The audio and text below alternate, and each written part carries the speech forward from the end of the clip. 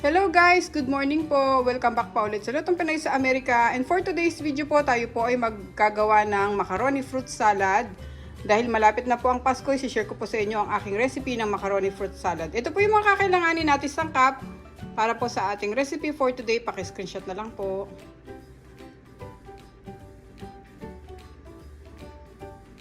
Okay, thank you po. Sa mga bago po dito sa aming channel, sana po mag-subscribe kayo sa Lutong Pinoy sa Amerika at paki-check nyo po yung other videos namin. Marami po kayo makikita ng masasarap na recipe doon para po sa inyong family. Mag-start na po tayo guys at pakuluan muna po natin itong ating elbow macaroni. Salamat po.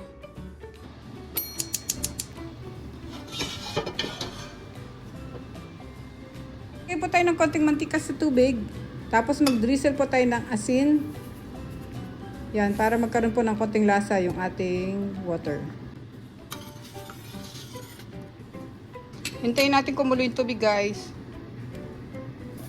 Ngayon kumukulo na yung tubig, buhos natin yung macaroni. Palalambutin natin to.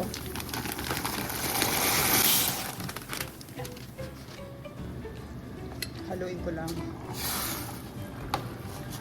Hintayin natin siyang lumambot guys.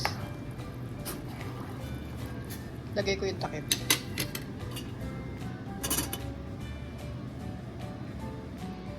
Habang hinihintay nating lumambot yung ating macaroni, i-ready muna natin yung ating mga dilata at saka yung ating cheese. Mag-cut tayo. Tapos buksan na rin natin itong ating mga kaong at saka nata de coco. Ito yung ating cheese.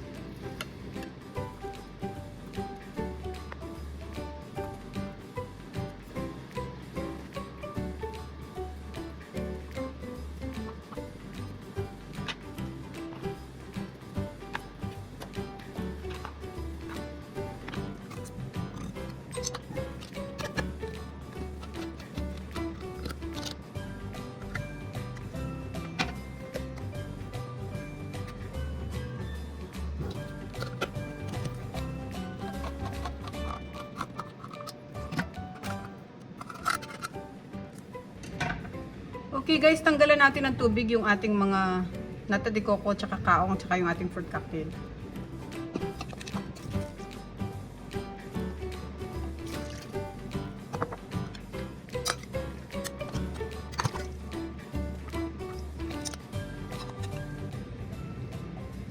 Yan.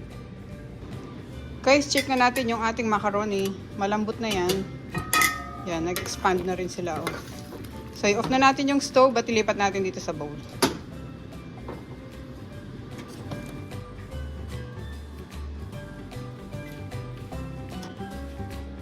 Okay, nailipat na natin lahat. So, hintayin muna natin ito lumamig bago natin ihalo yung ating mga iba pang ingredients. Okay.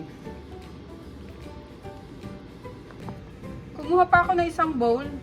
Ihahalo ko na dito yung ating gatas at saka yung mayonnaise at yung nestle cream para mamaya isahang buhos na lang tayo sa ating macaroni. So, ilagay natin yung ating mayonnaise dito sa bowl.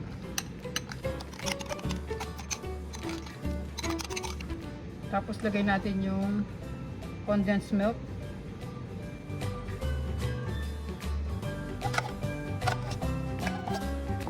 Ngayon, sunod natin yung nestle cream.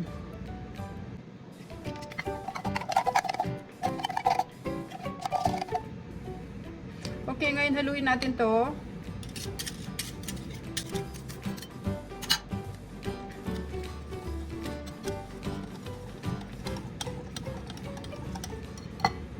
Ready na guys yung ating mixture para sa ating macaroni fruit salad. Okay, malamig na po yung ating macaroni. Pwede na natin ibuhos yung ating mga iba pang sangkap. So, ito po yung ating minix na gatas at saka mayonnaise and cream kanina. So, ilagay na natin.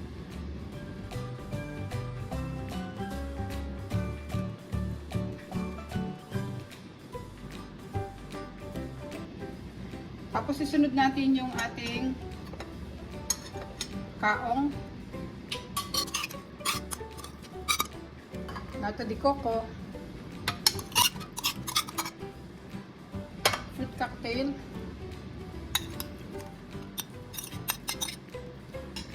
lagay po natin yung cheese, and then yung relish. Mga 2 tablespoon lang. Haluin po natin.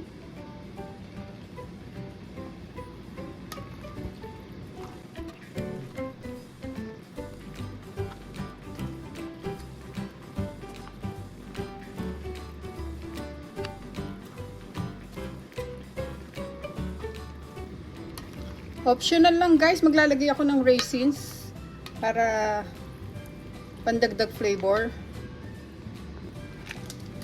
Kung ayaw nyo maglagay, kasi yung iba ayaw nila ng may raisins, kaya hindi ko na mention kanina. Nasa sa inyo naman po yun.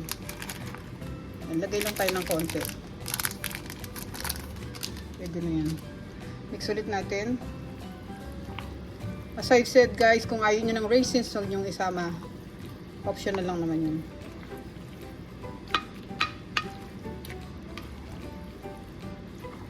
Parang papaganda rin siya ng ano, pandagdag ng kulay dito sa ating macaroni fruit salad. Okay, ayos na to. Tikman na natin kung ano pa yung kulang. Sarap to guys.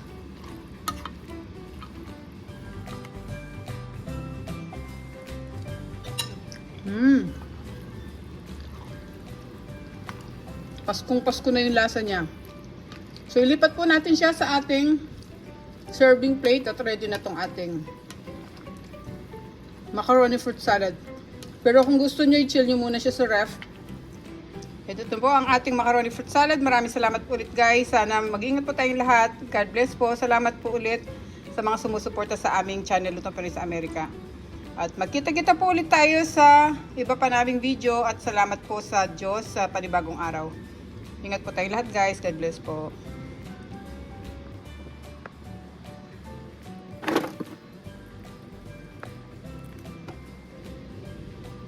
Thank you guys for watching.